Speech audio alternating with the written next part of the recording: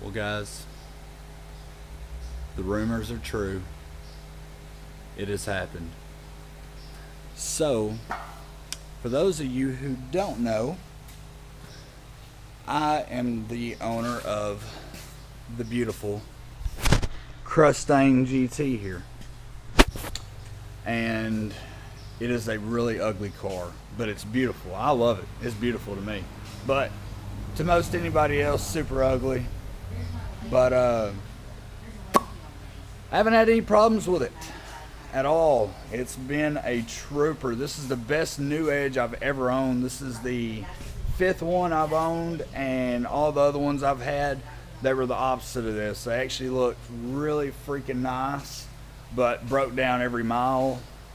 And so yeah, this one's actually the opposite. It looks really ugly, but runs like a champ. But not anymore, not anymore. But just so y'all can get a chance to see what the Krustang looks like here. We'll go around the back. Y'all can't tell me this ain't a beautiful car. This thing is. So here's the back. Then we got this side. This side I really like because it's really rusting up real good. Trying to go with a modern day sleeper. Think of it as a modern rat rod, so to speak. And this is real paint. This is not a wrap. I will tell y'all now. It's a long story. I'm not even going to go into it. But had some issues. It overheated. So I got the water pump out and I got the fan out. Both went bad, unfortunately, at the same time. Fan actually caught on fire. So that's my luck. But I guess I'll go ahead and show y'all the interior. It's really dirty, and it wouldn't matter if it wasn't dirty. It looks just as trashy as the outside. And this is not my work, I'm letting y'all know. The outside is kind of my work.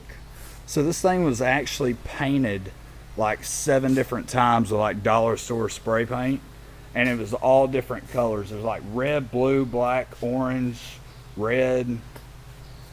And anyway, when I got it, it was black, but it still looked super ugly. It wasn't imagine plastic dipping your car black and then go mudding in it. It's about what it looked like. But this was actually covered in bed liner, and it was like the real cheap spray can bed liner. It didn't look good. So that was the last coat that was on it, which is when I got it.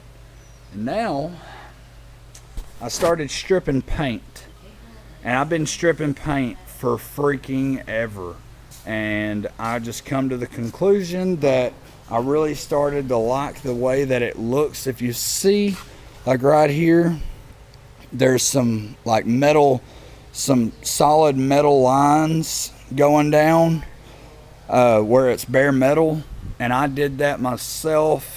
Right now it don't make sense, but keep up with the videos and it will later. These will actually rust a lot quicker and worse than the rest of the car, so it'll kind of make it look like it's been sitting under a tree and getting rained on. Like you can see a little bit of it here where it's done it a little, but anyway. But the reason for this video is because this car has been awesome. It has been absolutely amazing. But unfortunately, I hate to say, I ran it super hot. Not on purpose, but I knew it was hot when I was driving it, and I was trying to hurry up and get somewhere here to the shop actually. And needless to say, I didn't make it in time. I'm lucky, as hot as this thing was, it should have either locked up, cracked the head gasket. Fortunately, it did not, so that's a good thing. But the bad thing is now I've got rod knock, and I'm not talking about push rods, I'm talking about piston rods. Some people get them confused. These motors are overhead cams, so they don't have push rods. But spun rod bearings, so now I got rod knock. So now, thinking really hard, I don't know yet, I'm really thinking about throwing a 351 Windsor in it. And a lot of you are going to hate this, but y'all can get over it. I'm going to go carbureted. Over time, I'll save my money up. for a real, you know, fuel injection kit. And when I say fuel injection kit, I'm talking high performance pump, injectors, huge air intake, manifold, all that stuff. Like I want it to be a drag racing, drifting, kind of a mixed breed, and also kind of a show car somewhat. But anyway, that's where we're at. So I'll keep y'all updated. I think tomorrow I'm gonna go ahead and get the new water pump and get the fan, throw it on, and then we're probably just gonna drive it until it locks up. And if you're wondering why, and y'all are like, no, why are you gonna destroy this engine? It's already destroyed. It got so hot. Those heads, if they come off, they're gonna be so warped. It's gonna have, you know, be machined and all that stuff. So I'm not even gonna deal with it. I built a lot of these motors, and if you don't do it perfectly and spend real money on going and getting everything machined and all that stuff, it's just not worth it. It's not gonna last. So we're not gonna do that. We're just gonna throw a 351 in it, hopefully. Still debating. Be done with it.